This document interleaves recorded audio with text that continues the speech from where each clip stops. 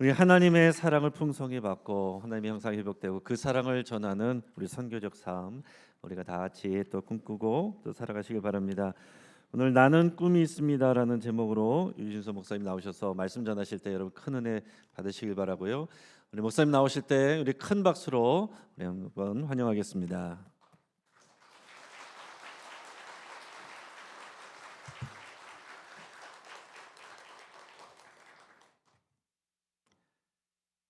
영신교회 와서 이렇게 집회를 하니까 제 마음에 여러 가지 감동이 참 많습니다.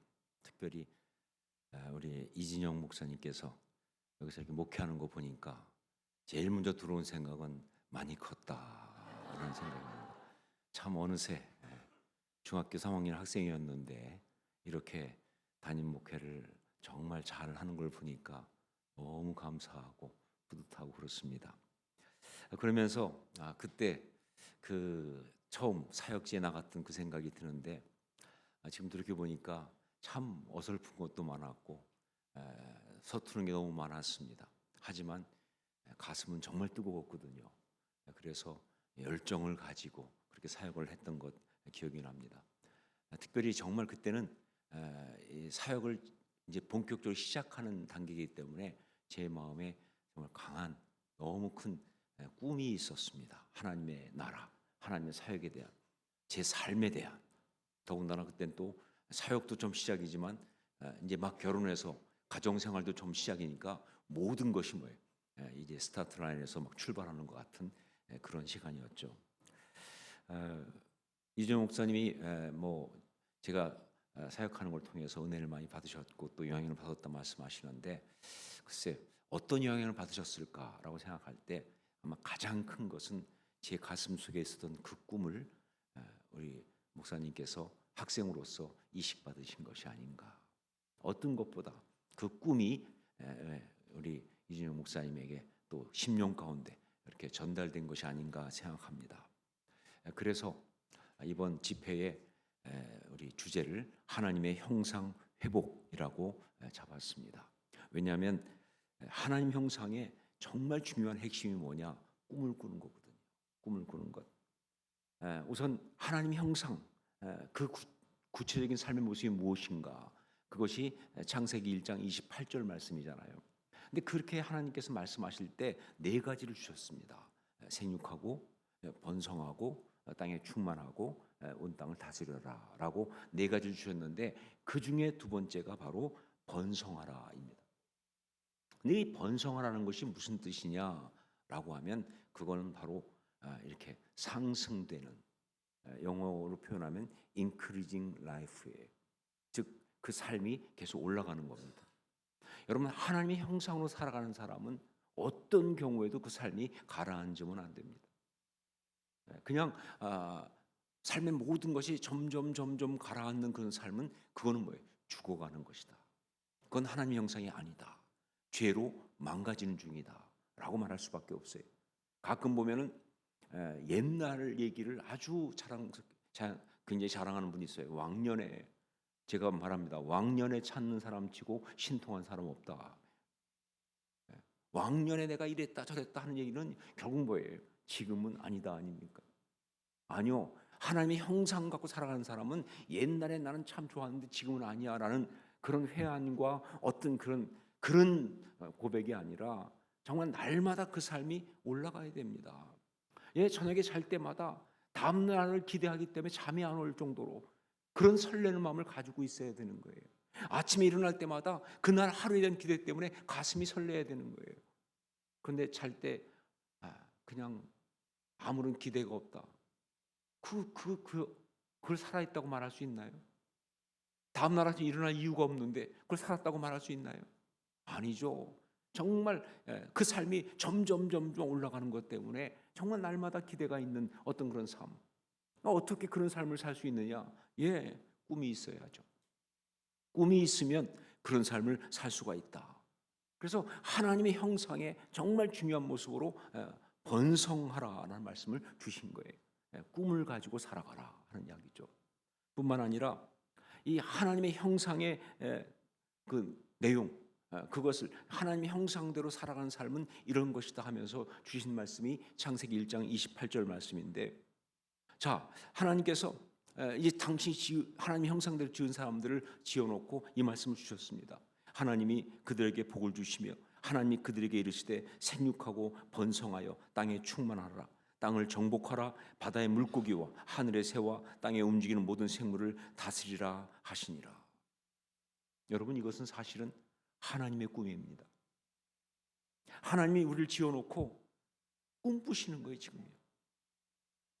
여러분 아시지 않습니까? 자녀를 낳거나 그러면 그 자녀를 놓고서 부모가 꿈을 꾼다고요.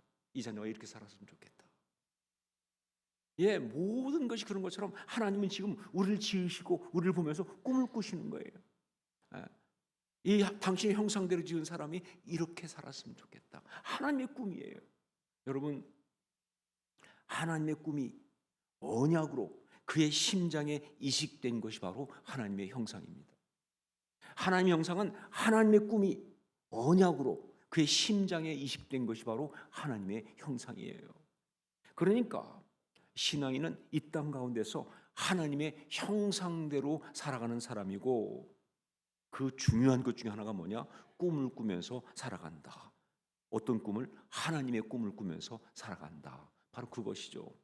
자, 이런 면에서 우리가 묵상해야 되고, 그리고 우리가 메시지를 받아야 될 성경에 나오는 아주 중요한 신앙의 인물이 있다고 한다면 그것이 바로 요셉입니다. 요셉. 예, 요셉은 그 꿈으로 아름다운 삶을 산 하나님의 형상의 표본이거든요.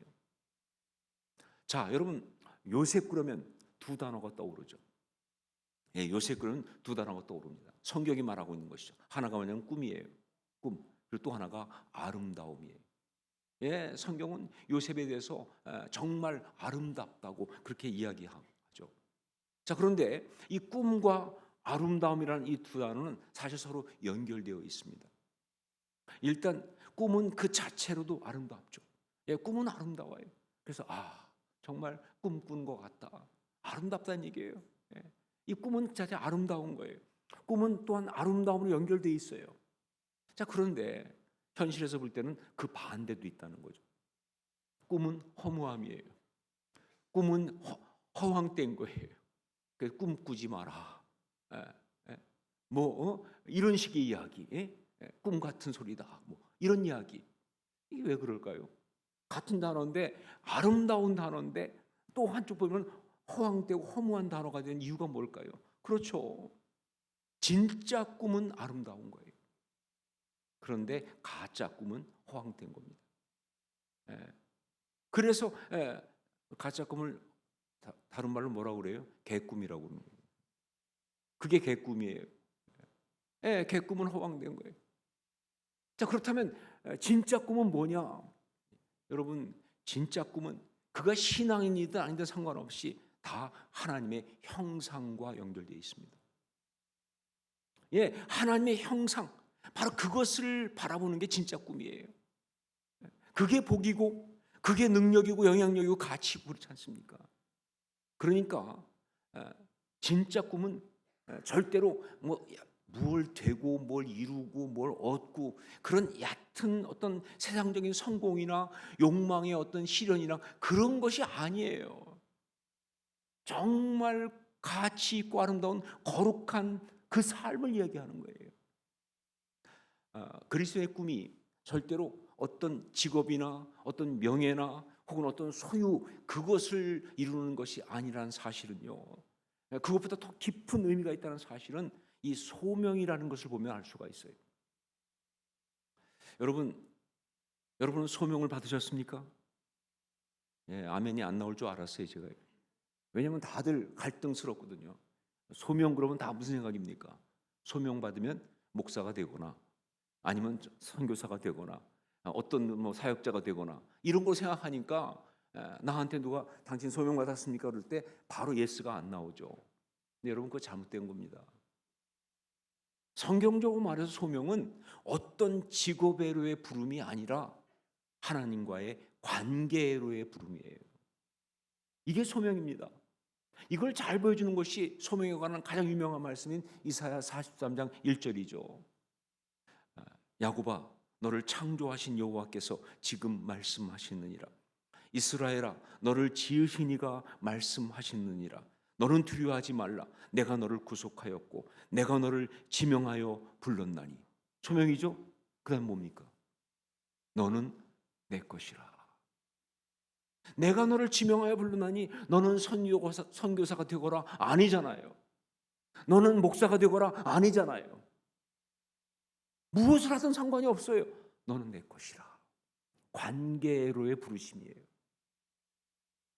마찬가지로 우리의 꿈도 내가 무엇이 되거나 어떤 일을 성취하거나 그런 것이 아니라 우리를 지으신 하나님, 지금도 우리와 함께 하시면서 역사하시는 그 하나님의 뜻과 섭리대로 그 하나님의 꿈을 이루며 살아가는 그 삶, 하나님의 형상을 이루며 살아가는 것, 그게 바로 우리의 꿈이에요. 그게 그리스도인들의 꿈이에요. 그렇기 때문에 우리의 삶에 구원의 역사가 있다고 한다면 그건 바로 회복의 이야기고, 그 회복 중에 가장 중요한 것은 다시 꿈을 꾼다는 거예요. 잃었던 꿈, 놓쳤던 꿈을 다시 꾼다는 것입니다. 그게 진짜 회복이죠. 자, 결국 이렇게 확실하게 말할 수 있습니다. 꿈이 있는 사람은 아름답다. 왜냐하면 바로 하나님의 형상이 이루어지니까. 말씀드렸죠? 하나님의 형상이 뭐예요? 아름다움이라고. 아름다움, 나답다 아니에요. 하나님의 형상이 그게 바로 아름다움이에요. 그러니까 꿈 있는 사람은 아름답다. 그래서 요셉이 아름다운 이유가 뭐냐라고 할 때 그가 꿈이 있는 사람이기 때문에 하는 것이죠. 그런데 사실 객관적으로 보면 요셉은 참 아름답기 쉽지 않은 사람이에요. 왜? 여러 가지 환경이 안 좋았습니다. 아름다울 수 없는 상황이에요. 우선 먼저 요셉은 가정 환경이 정말 안 좋았습니다. 여러분 아시죠? 그 집안이 얼마나 복잡한 집안인지. 어머니가 뭐예요? 4명이에요, 4명. 그것도 4명이 사이가 안 좋아. 서로 싸워. 형제들이 많은데 다들 뭐예요? 서로 질투하고 비난하고 난리에. 다 편갈라서 막 싸우고. 아버지는 그야말로 상처 대마왕이야. 제가 성경에서 야곱같이 상처 많은 사람 없어요. 그래가지고 또 형제들 편애하잖아요. 그것 때문에 얼마나 집안이 어려웠습니까? 이런 걸 보고 전문 용어로 엮이는 가정 이렇게 말하는 겁니다. Dysfunctional family예요. 근데 여러분, 많은 학자들이 말합니다. 어떤 사람이 정말로 그 삶이 무너지는 가장 큰 이유 중에 하나는 Dysfunctional family 때문에. 엮이는 가정에 성장하면요, 그 삶이 아름다울 수가 없어요. 그 삶 가운데 정말 많은 고통과 아픔이 있을 수밖에 없어요. 그런 엮이는 가정 가운데 요셉이 성장한 겁니다. 더군다나 요셉은 삶 가운데서 정말 치명적인 상처를 받았어요. 사람이 상처를 받게 되면요, 그 상처 때문에 평생 그것 때문에 무너져가는 거예요.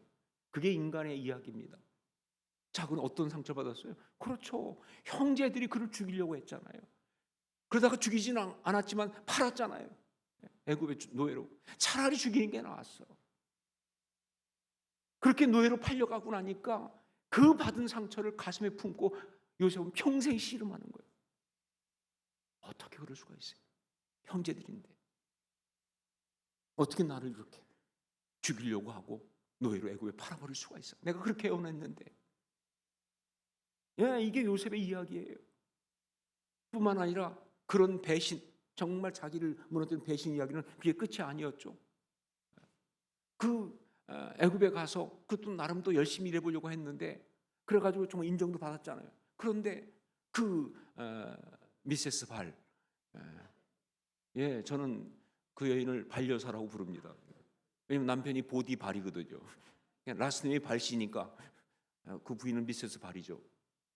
이 반려사가 그냥 자기가 나쁜 짓 하려고 하면서 막 유혹하다가 그거를 거부했다고 그래서 그냥 뭐 요셉에게 뒤집어 씌웠잖아요. 모함하고. 여러분, 사람한테 그렇게 모함당하면요, 사람이 끔찍해져요. 사람을 사랑할 수가 없어요. 사람을 사랑 못하면요, 인생이 아름다울 수가 없어요. 근데 사실은 반려사보다 더 나쁜 건 보디발이에요.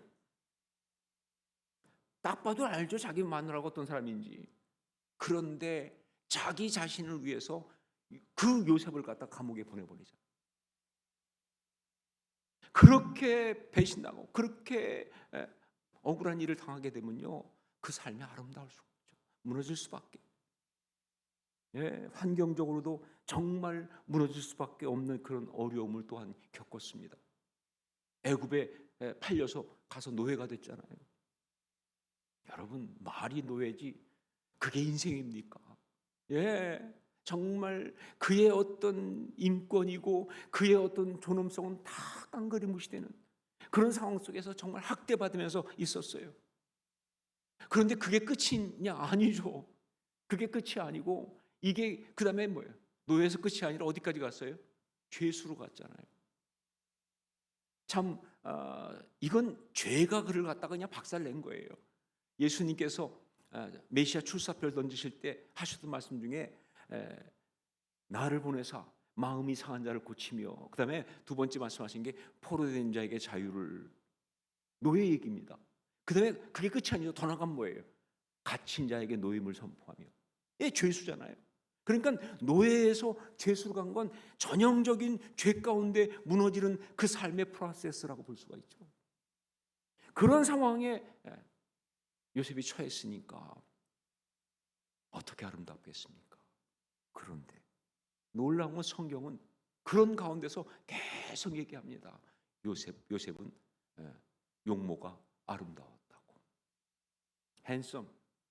영어 성경 표현으로 핸섬이에요. 외모 얘기하는 거예요? 아니요. 외모 얘기하는 거 아닙니다. 그의 삶이, 그의 삶의 모습이, 그의 어떤 인생의 어떤 그 영혼이 아름답다는 거예요. 어떻게 그럴 수 있었을까요? 어떻게 이런 환경 속에서 아름다울 수 있었을까요? 답은 바로 꿈을 꾸고 있었기 때문에, 꿈꾸는 사람이기 때문에. 그것이 오늘 말씀 8절에 잘 나와 있습니다. 8절 말씀을 함께 읽겠습니다. 같이 읽습니다.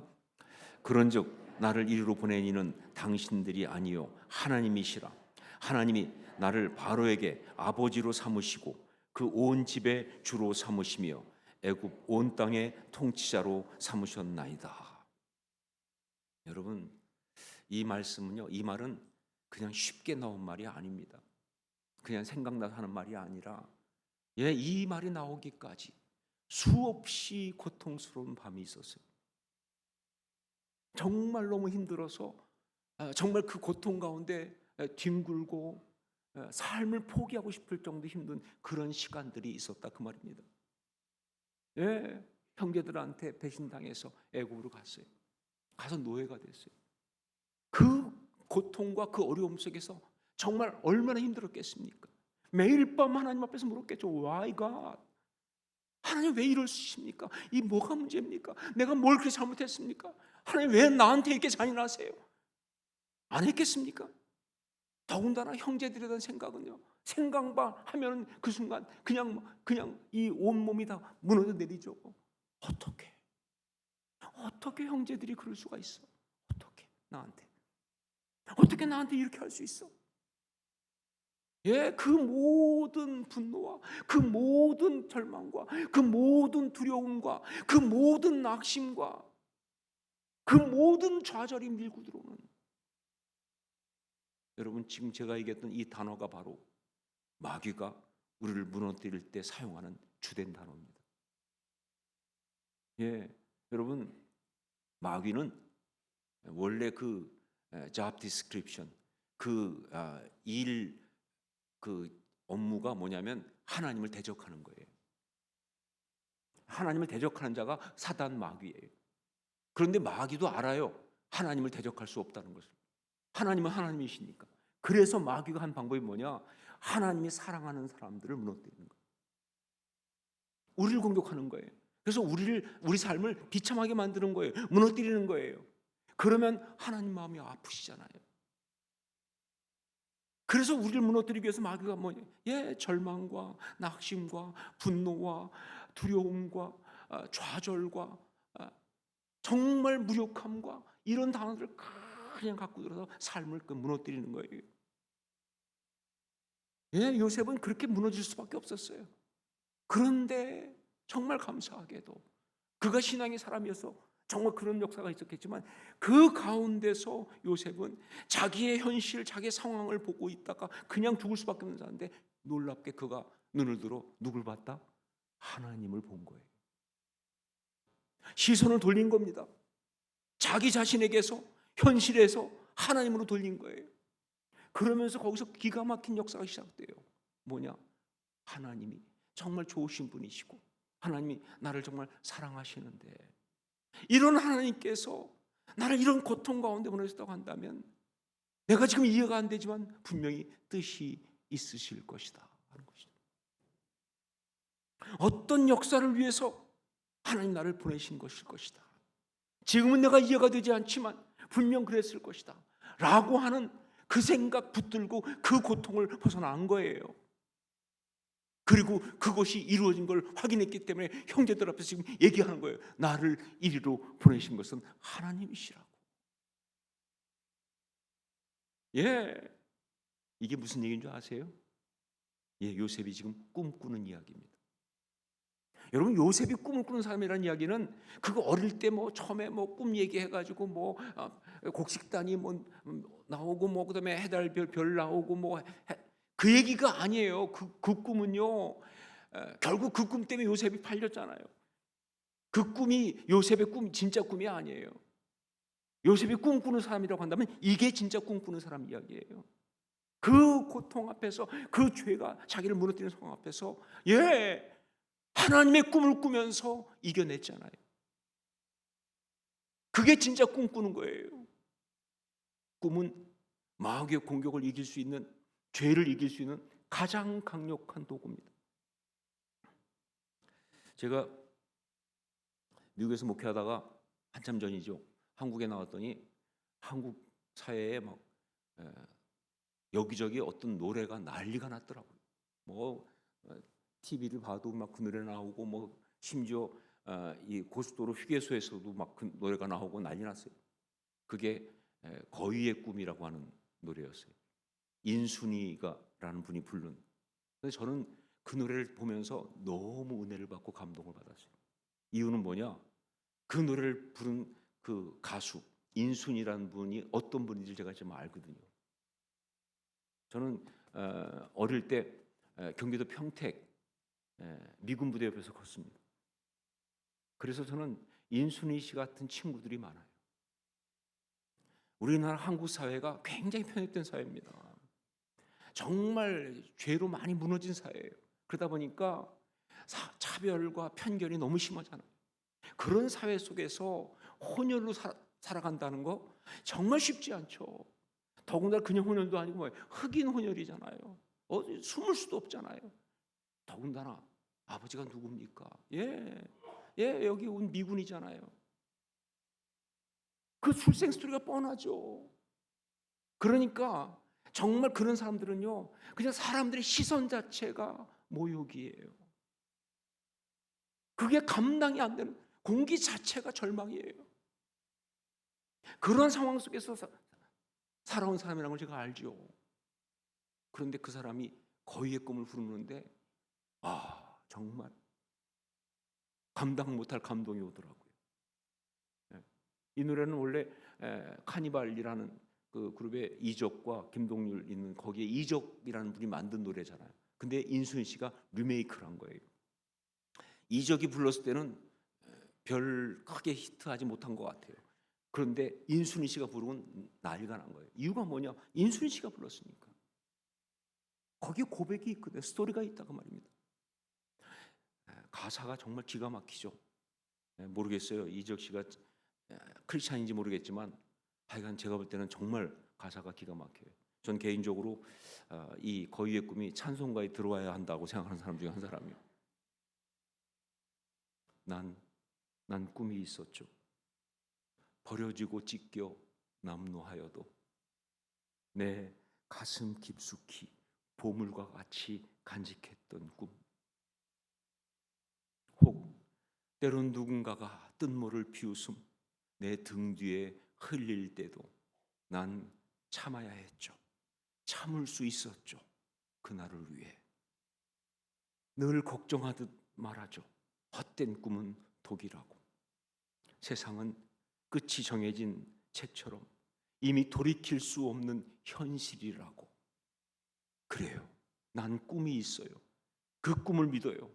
나를 지켜봐요. 저 차갑게 서 있는 운명이란 벽 앞에 당당히 마주칠 수 있어요. 언젠간 나 그 벽을 넘고서 저 하늘을 높이 나를 수 있어요. 이 무거운 세상도 나를 묶을 수는 없죠. 내 삶의 끝에서 나 웃을 그날을 함께해요. 제가 이 인순 씨가 부르는 거위의 꿈을 들으면서 정말 감동을 받는 부분은요, 바로 그 뒷부분, 후렴 부분 같은 그 부분이에요. 거기 보면 먼저 이런 가사가 나옵니다. 늘 걱정하듯 말하죠. 헛된 꿈은 독이라고. 세상은 끝이 정해진 책처럼 이미 돌이킬 수 없는 현실이라고 사람들이 말하는 거예요. 네가 무슨 꿈을 꾸냐? 너한테 있는 꿈은 그건 헛된 거야. 말이 안 되지. 너 같은 상황에서 무슨 꿈을 꿔? 그런데 그런 사람들의 논리, 그런 사람들의 이야기 앞에 굴복하지 않고 그 자리에 탁 일어서듯이 정말 가장 하이피치로 그래요 난 하면서 부를 때 정말 전율이 와요. 나는 무릎 꿇지 않겠다는 거예요. 죄에게 무릎 꿇지 않겠다는 거예요. 세상 논리에 나는 당하지 않겠다는 거예요. 그래요. 난 꿈이 있어요. 난 그 꿈을 믿어요. 나를 지켜보세요. 여러분, 이게 신앙이에요. 사실은 이게 신앙의 이야기예요. 예, 이 이야기가 찬송가는 아니지만 그러나 정말 하나님의 형상이 나타나는 모습이 이 안에 보이고 있잖아요. 참된 신앙으로 그 꿈을 선포했다면 그게 신앙 맞습니다. 예, 하나님의 형상에 모든 하나님의 사람들의 이 공통된 모습, 영적 전쟁하면서 이기고 있는 모습 가운데 하나가 바로 이겁니다. 그 모든 죄의 공격 앞에서 하나님의 꿈을 꾸면서 그걸 이기고 나가는 거예요. 하나님의 꿈을 꾸면서 그걸 뚫고 나가는 거예요. 그게 진짜 하나님의 형상을 지키는 거예요. 하나님의 형상을 회복하는 거예요. 그게 신앙의 모습이다. 구체적으로 그러면 어떤 꿈을 어떻게 꿀 것이냐? 요셉의 이야기를 통해서 볼 때 두 가지를 뽑을 수가 있습니다. 하나는 보디발의 아내 유혹 앞에서 말했던 요셉의 말, 거기에 나와 있어요. 보디발의 아내 유혹 앞에서 말했던 요셉의 말, 창세기 39장 8절 9절 말씀 한번 같이 읽겠습니다. 함께 있습니다. 요셉이 거절하며 자기 주인의 아내에게 이르되 내 주인의 집안의 모든 소유를 간섭하지 아니하고 다 내 손에 위탁하였으니 이 집에는 나보다 큰 이가 없으며 주인이 아무것도 내게 금하지 아니하였어도 금한 것은 당신뿐이니 당신은 그의 아내임이라. 그런즉 내가 어찌 이 큰 악을 행하여 하나님께 죄를 지으리까. 여러분, 그 당시 애굽에서는요, 여주인이 남자 노예를 성노리게 삼는 건 그건 다반사였습니다. 다 그러고 살았어요. 특별할 게 없어요. 그러니까 정말 자기도 그렇게 살 수 있어요. 그런데 요셉은 거부하는 거예요. 왜? 하나님이 보고 계시니까. 즉 세상의 기대로 볼 때는 괜찮은 삶이지 뭐라도 하나님의 기대는 아니니까. 남들 다 그렇게 산다 할지라도, 인생은 다 그렇게 사는 것이라 할지라도, 그럼 그럴 수밖에 없다고 말해도 나는 그렇게 할 수 없어요. 왜? 하나님을 실망시킬 수 없으니까. 하나님의 기대 때문에. 예, 하나님이 원하시는 그 가치, 그 존귀함을 지켜야 하니까. 그 아름다움을 내가 놓을 수 없으니까. 그게 꿈꾸는 거예요. 그게 하나님의 꿈을 꾸는 거예요. 하나님의 기대, 하나님의 가치. 바로 그것을 부여 담는 것이 꿈을 꾸는 것이다. 두 번째, 형들 앞에서 고백한 요셉의 고백이에요. 형들 앞에서 고백한 요셉의 고백. 5절을 함께 읽겠습니다. 같이 읽습니다. 당신들이 나를 이곳에 팔았다고 해서 근심하지 마소서, 한탄하지 마소서. 하나님이 생명을 구원하시려고 나를 당신들보다 먼저 보내셨나이다. 또 7절을 함께 읽겠습니다. 같이 읽습니다. 하나님이 큰 구원으로 당신들의 생명을 보존하고 당신들의 후손으로 세상에 두시려고 나를 당신들보다 먼저 보내셨나니. 뭐예요? 하나님의 섭리입니다. 하나님의 섭리. 하나님의 섭리를 신뢰하고 하나님의 섭리를 믿고 그 섭리 앞에 순종하는 것, 이게 바로 꿈을 꾸는 거예요. 그런데 알지만 하나님의 섭리는요, 우리가 잘 이해할 수 없을 때가 많아요. 정말 우리가 아무리 생각해도 이건 아닌 것 같은데, 그런데 이해가 안 될 때가 많아요. 그래서 꿈꾼다고 이야기하는 거예요. 하지만 하나님을 믿기 때문에, 하나님을 신뢰하니까, 그러니까 하나님이 주신 그 마음, 정말 이해가 안 되지만, 납득이 안 되지만 그 하나님이 주는 그 마음에, 그 하나님의 감동에 순종하는 거예요. 그리고 그 힘든 길을 가는 거예요. 그게 꿈을 꾸는 거예요.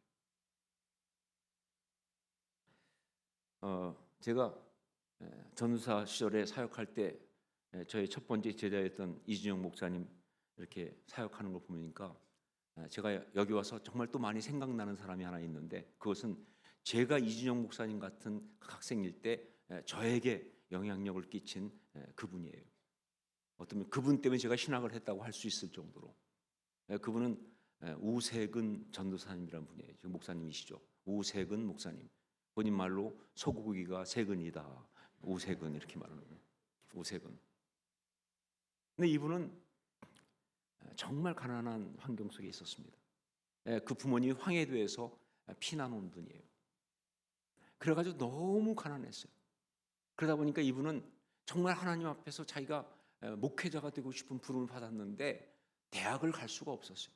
그래서 지방 신학교를 갔습니다. 어쩔 수 없이 너무 가난하니까 지방 신학교를 간 거예요. 그리고 지방 신학교를 가서 공부를 하고, 그리고 그 당시 이제 우리 교단의 이야기는 지방 신학교를 나오면 서울에서 이제 목연이라고 1년 과정을 하고 나면 목사가 됩니다.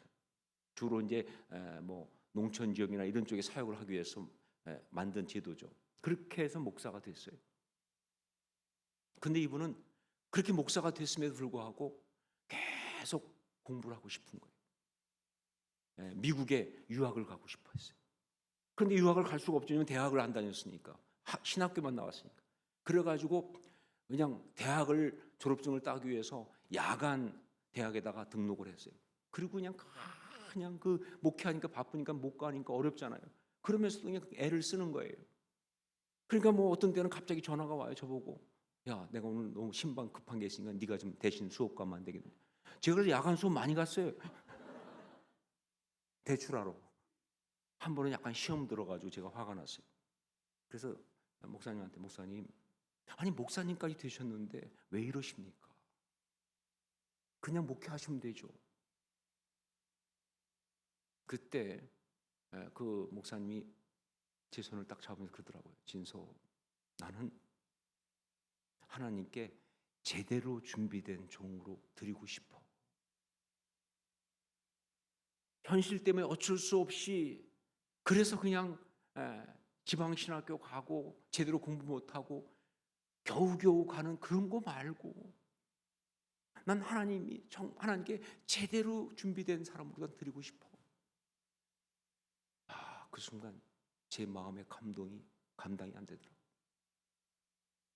그래가지고는 그렇게 애를 쓰시고 하더니 결국은 뭐예요? 대학은 여기서 못하고 미국으로 이제 유학을 가는데, 그것도 뭐 정치관, 그러니까 뉴욕 칼리지라는 곳에 갈 수가 없으니까 오스트리아 분교로 가가지고 오스트리아 분교에서 1년 공부하고 뉴욕 칼리지로 넘어갔다가 거기에서 이제 대학부터 시작하신 거예요.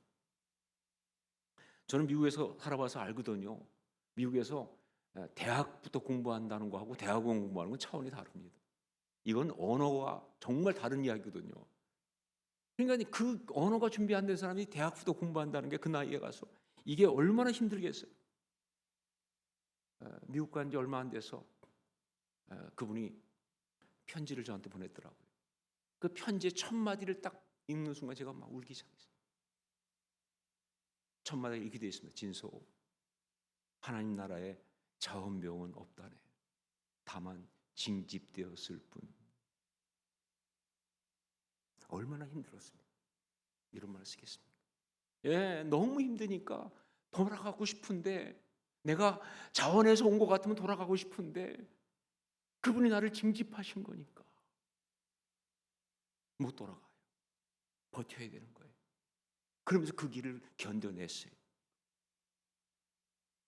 그게 바로 꿈을 꾸는 거죠. 하나님의 형상을 이루기 위해서 삶의 모든 어려움을 감당하면서 그 꿈을 가지고 나가는 그런 이야기. 예, 하나님의 꿈이 언약으로 내 심장에 이식돼서 그것을 내 삶을 통해서 살아나는 것이 하나님의 형상입니까? 바로 그런 이야기. 이게 꿈을 꾸는 것이다. 꿈을 꾸는 사람 요셉의 이야기 가운데 저를 정말 감동시키는 것 가운데 하나는 그의 마지막 말입니다. 창세기 50장 24절 25절 말씀을 함께 읽겠습니다. 같이 읽습니다. 요셉이 그의 형제들에게 이르되 나는 죽을 것이나 하나님이 당신들을 돌보시고 당신들을 이 땅에서 인도하여 내사 아브라함과 이삭과 야곱에게 맹세하신 땅에 이르게 하시리라 하고, 요셉이 또 이스라엘 자손에게 맹세시켜 이르기를 하나님이 반드시 당신들을 돌보시리니 당신들은 여기서 내 해골을 메고 올라가겠다 하라 하였더라. 죽으면서까지 아브라함과 이삭과 야곱에게 주셨던 그 언약, 그 하나님의 꿈을 꾸면서 당부하잖아요. 그때 꼭 내 해골을 메고 가라. 이게 바로 하나님의 모습이에요. 이게 하나님의 사람의 모습이에요. 이게 하나님의 형상의 이야기예요.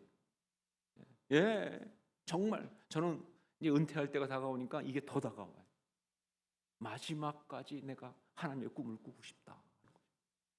마지막까지 하나님의 꿈을 언약으로 받아서 그것을 내 심장에 품고 그러고 살아가고 싶은 마음. 여러분 모두가 이렇게 요셉처럼 하나님의 꿈을 끝까지 꾸면서 아름답게 살아갈 수 있기를 주님을 축원합니다. 그것이 신앙인입니까? 이제 함께 찬양을 하기 원하는데, 이 찬양은 하나님의 사랑을 사모하는 자라는 찬양입니다. 이 찬양은 그 박성호라는 형제가 지었는데 오래된 찬양이죠. 이 박성호 형제는 정말 고등학교 때 찬양을 하면서 하나님을 찬양하는 찬양 사역자로 그렇게 정말 섬기고 싶었는데 현실이 힘들었어요. 그래서 이제 군대 갔다 와서도 상황이 나아지지 않아서 공장에서 일하면서 매일매일 그렇게 힘든 삶을 살고 완전히 낙심됐던 그런 사람인데, 그날도 그렇게 힘든 일을 마치고 집에 들어와서 반지하 방에 들어가서 들어누웠을 때, 그때 저 위에 쪽 창문으로 갑자기 별빛이 보이는데 그 순간 깨달은 거예요. 저 별빛은 언제나 저기 있었다. 내가 못 보았을 뿐. 그렇다. 하나님이 나를 사랑하신다는 것은 계속되는 이야기인데 내가 몰랐구나. 하나님은 나를 사랑하시는구나. 하나님을 바라보기만 하면 되는데 하면서 그 감동을 가지고 쓴 찬양이 이 찬양입니다.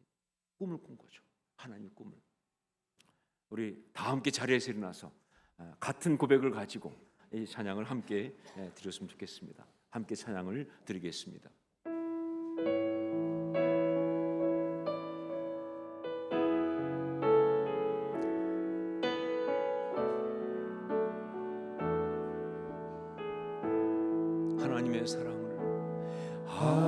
하나님의 사랑을 사모하는 자, 하나님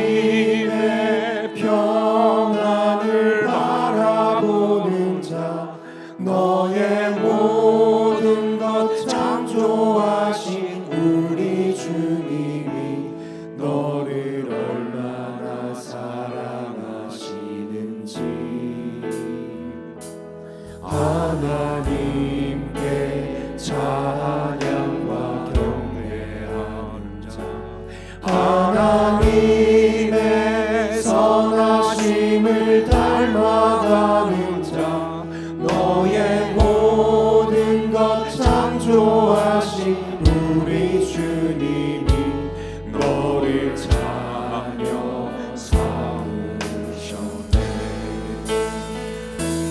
하나님 사랑의 눈으로 너를 어느 때나 바라보시고 하나님인 자한 비로소 언제나 너에게 기울이시니 어두움에 밝은 빛을 비춰주시고 너의 작은 신음에도 응답하시니 너는 어느 곳에 있든지 주를 향하고 주만 바라보지라. 하나님 사랑해. 하나님 사랑의 눈으로 너를 어느 때나 바라보시고 하나님인 자한 비로소 언제나 너에게 기울이시니 어두움에 밝은 빛을 비춰주시고 너의 작은 신음에도 응답하시니 너는 어느 곳에 있든지 주를 향하고 주만 바라보시라. 이 함께 기도하기 원합니다. 정말 말씀 붙들고 기도하십시다. 우리가 하나님 바라보게 하옵소서. 하나님의 꿈을 언약으로 붙들게 하여 주시옵소서. 그리고 정말 그것으로 인해서 하나님 형상을 가지고 우리의 삶을 아름답게 지켜내게 하여 주옵소서. 모든 마귀의 공격 앞에서 무너지는 것이 아니라 하나님의 꿈을 꾸면서 이기는 우리가 되게 하여 주시옵소서. 함께 동성으로 같이 기도하겠습니다. 아멘. 기도합니다. 하나님 꿈을 꾸게 하여 주옵소서. 하나님 꿈을 마귀 앞에서 정말 저희 마음 한가운데 절망시키고 살아가게 하여 주시옵소서. 하나님의 꿈을 가지고 정말 나의 항상 지켜가게 하소서. 내 삶을 하나님 꿈을 꾸고 아버지 꿈을 꾸면서 지나가게 하여 하나님 영광을 하여 주옵소서. 그런 하나님의 성령으로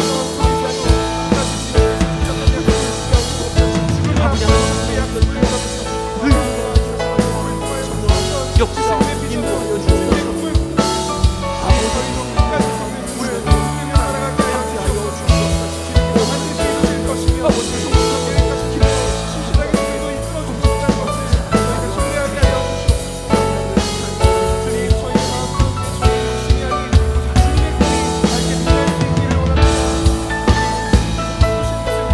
사랑하는 주님, 우리가 정말 주 앞에 간구합니다. 어떤 자리에 어떤 상황 속에 있더라도 하나님의 꿈을 꾸게 하여 주시옵소서. 하나님의 형상을 이루게 하여 주시옵소서. 그렇게 지켜내게 하여 주시옵소서. 그렇게 아름답게 살아갈 수 있도록 성령님 역사하여 주옵소서. 아멘. 그런 십자가 신앙으로 우리를 온전히 세워 주시옵소서. 아멘. 아버지 하나님, 우리는 하나님 꿈을 포기하지 않습니다. 지키겠습니다. 지키겠습니다. 아멘. 아름답게 살아가겠습니다. 아멘. 성령님 역사하여 주시옵소서. 아멘. 이제는 부활이요 생명 되신 우리 주 예수 그리스도의 십자가의 그 은혜와 하나님 우리 아버지의 한량없으신 신실하신 누구도 막을 수 없고 누구도 끊을 수 없는 그 사랑하심과 성령의 역사하시며 감화감동하시고 서로 교통 교제하게 하심이 오늘 주 앞에 나와서 말씀을 들으면서 하나님을 바라보고 하나님의 꿈을 언약으로 이 심장에 받아서 그렇게 하나님 영상 지키겠습니다 고백하고 결단한 주의 아름다운 사람들 머리 위에, 그리고 주께서 비를 세우신 이 영신교회와 지금도 주의 나라 위에 수고하고 있는 주의 종들과 사역자들과 선교사님들 머리 위에 이제부터 영원까지 항상 함께 있을지어다. 아멘.